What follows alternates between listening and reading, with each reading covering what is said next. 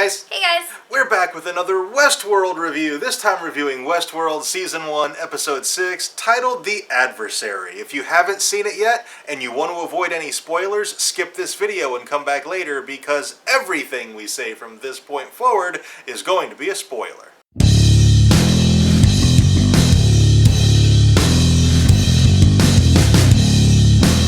So we talked about this last week, and it bears mentioning again.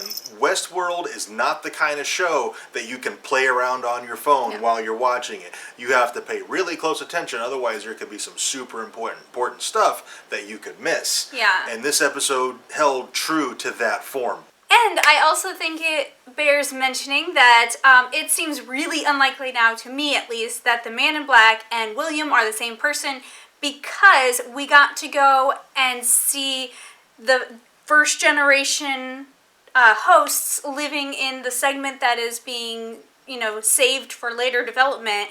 And, to, upgrade them and stuff, the face, pulled apart, and, that's not how Dolores That's not how she works. That's not how she works. Now, she is a first generation, but she's been upgraded. For me, that is further proof that this is happening at the same time.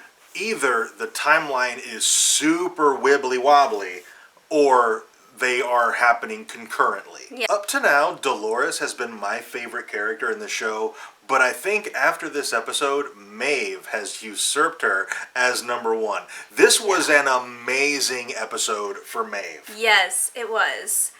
And we learned that somebody has been tweaking the personality matrices of some of the hosts. Yeah. Maeve was already altered before the techs helped alter her. And according to Elsie, that person is Arnold. Now, there is this big kind of hashtag Arnold lives kind of a thing. Maybe he does. Maybe it's his offspring or something. Maybe it's another person that we don't know anything about yet. Yeah.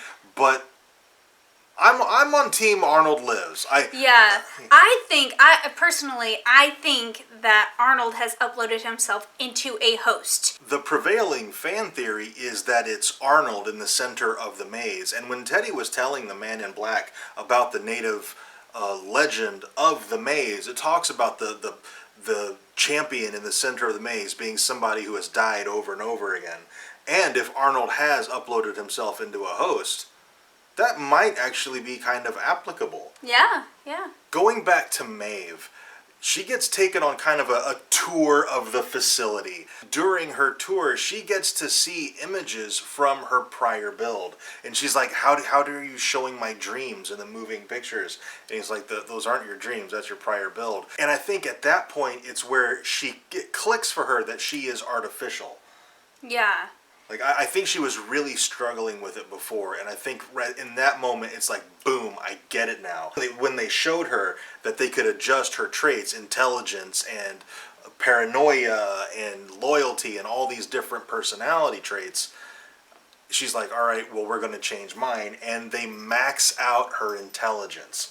Yeah. And they decrease her pain so that she can die and come back and see them and not feel it as much. Yeah. So, which means that her death, she's been doing this over and over and over again, and it's been painful, and she's still been doing it.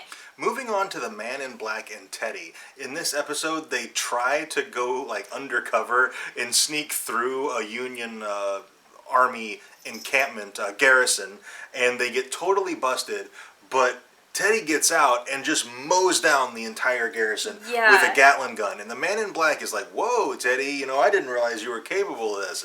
And Teddy says, you don't know me at all. And it's the backstory. It's the difference between Teddy not really having a fleshed out backstory to having a fully fleshed out backstory. And now he is a brutal host. Yeah. And imagine if this new version of Teddy with the backstory now gets the ability to actually harm a guest, like Dolores. The Man in Black could be in for a major hurting. I think the only storyline that I'm not that into is the corporate espionage story. We find out that it was Teresa who's been, who was using the Stray to upload corporate information, and I'm just, so far that's probably my least favorite story. I don't dislike it. Yeah. I'm just not as into that story as I am It's the not other as ones. interesting as the other stories going on. I did like, however, that Elsie was like down in the dark area uploading all the information for like forever before she gets attacked, and it went on for so long that I was like, oh well, I guess she's safe, because as soon as she went down there I was like, oh, she's dying. And then like she was down there for like forever uploading and talking on the cell phone, and I was like, oh well, I guess she's safe. And then no, she's totally not safe. She got jumped, but it's up in the air as to whether or not she is alive. And who that is. I think she probably is. I think she. I think she's alive as of right now. Yeah. Whether she stays that way or not, I don't know. It depends on who that person is. Seems like it might be Arnold.